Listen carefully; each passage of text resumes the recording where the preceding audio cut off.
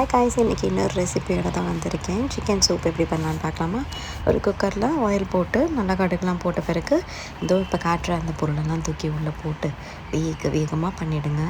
Full video கீழே லிங்கில் தரேன், போய் செக் பண்ணி பாருங்கள். இதெல்லாம் போட்டுட்டு குக்கரை மூடி வச்சிங்கன்னா அல்டிமேட்டான ஒரு சிக்கன் சூப் இல்லைனா ரசம் ரைஸோடு இல்லைனா சும்மா கூட சூப்பராக சாப்பிட்லாம். நெஞ்சு செடி பிடிச்சிருக்கோங்களே, கண்டிப்பாக இந்த ரெசிபியை ட்ரை பண்ணி பாருங்கள். கண்டிப்பாக ரிலீஃப் இருக்கும். பாய் காய், சப்ஸ்கிரைப் பண்ண மறந்துடாதீங்க.